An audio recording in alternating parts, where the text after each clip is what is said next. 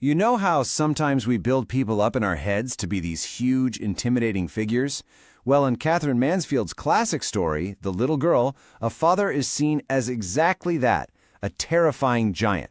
But what if he wasn't? In this explainer, we're going to explore how just one single moment, a moment of real vulnerability, can totally shatter our perceptions and replace fear with something you might not expect: empathy. So it really all comes down to this one question, doesn't it? Can a single moment of vulnerability, just one, change how we see someone forever?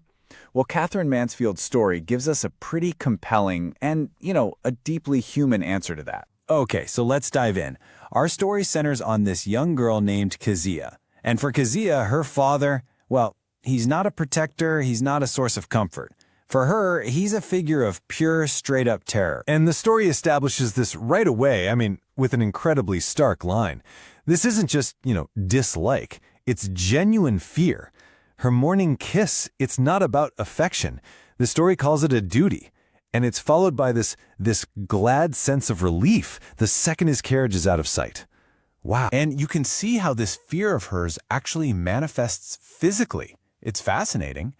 With anyone else, Kezia, she speaks just fine. But the second her father's around, the pressure is so immense she starts to stutter, just trying so hard to get the words out right. His presence literally chokes her. And his return home from work? Yeah, it's not exactly a warm, fuzzy reunion. It's more like an arrival announced by these booming commands. He totally expects to be served, which just reinforces his role as this distant, imposing authority in the house. And this single line, man, it just perfectly captures Kezia's reality. To her, he isn't just a man, he is a giant. Think about it from her perspective, from a little kid's point of view. His hands, his neck, even the way he yawns, it's all just overwhelmingly huge and intimidating. So this is the world Kezia is living in, right? But now, a totally well-intentioned gesture is about to make everything so much worse. Her grandmother suggests it, and Kezia decides she's going to make her father a birthday gift. And she puts so much care into this thing. She's laboriously stitching this beautiful yellow silk. But then she hits a snag. What's she going to fill it with? So she wanders into her parents' room and she spots these sheets of fine paper on the nightstand. Perfect, she thinks.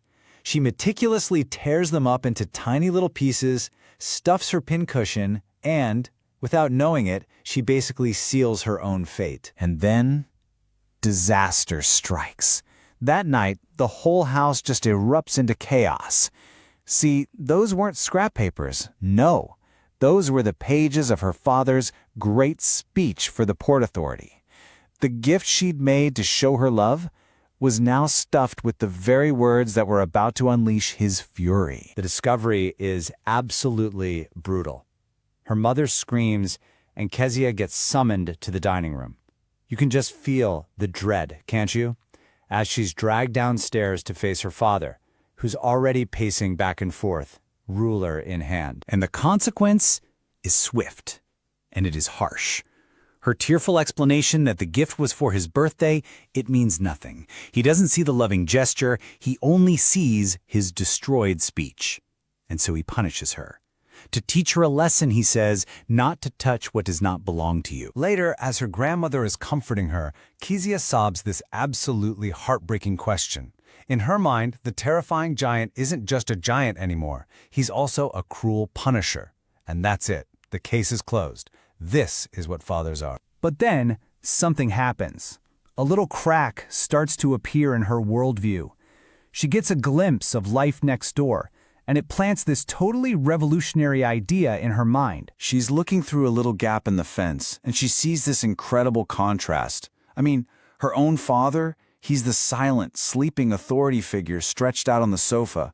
But next door, this guy, Mr. McDonald, he's a whirlwind of fun. He's playing tag with his kids, he's shaking with laughter, he's got the baby on his shoulders. And this isn't just some casual observation.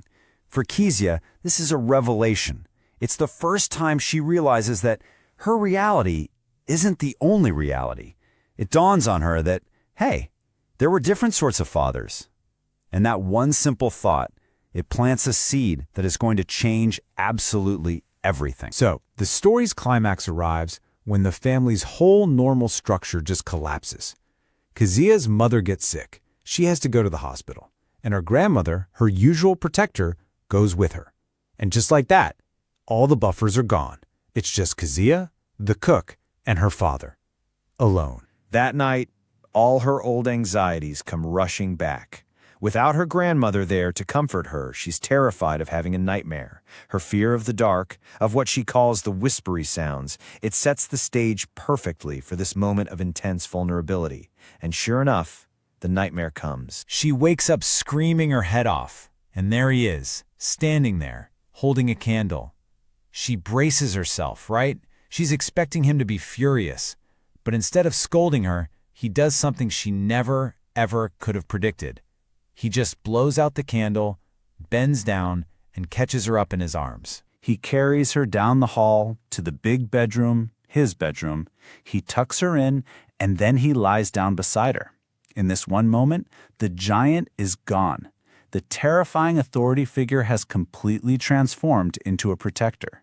He even tells her to rub her cold feet against his legs to get warm. And as Kezia lies there, tucked into his bed, feeling safe and warm, her entire reality starts to shift. So the first thing to change is the scale. Suddenly, the giant is just gone.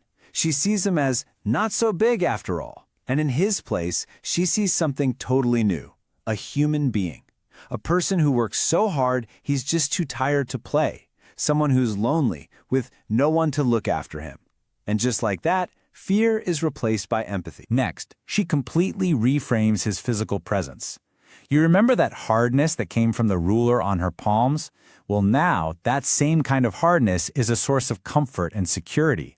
It's a nice hardness, she thinks. It's the hardness of a protector, not a punisher. And then, finally, with her head on his chest, a simple physical experience confirms her new reality. She can hear his heart beating. The giant who punished her has completely vanished. And in his place is a man with, as she whispers, a big heart. Father dear. The transformation is total. It's complete. Kezia's huge realization, her big aha moment, was that her father was just tired. He was too tired from work to be the playful Mr. McDonald. And this leaves us with a final question to think about. How often do we only see the part of a person they have the energy to show us? How often do we mistake sheer exhaustion for cruelty or silence for indifference? It's a really powerful reminder, I think, that behind every giant we see, there might just be a person with a very big and very, very tired heart.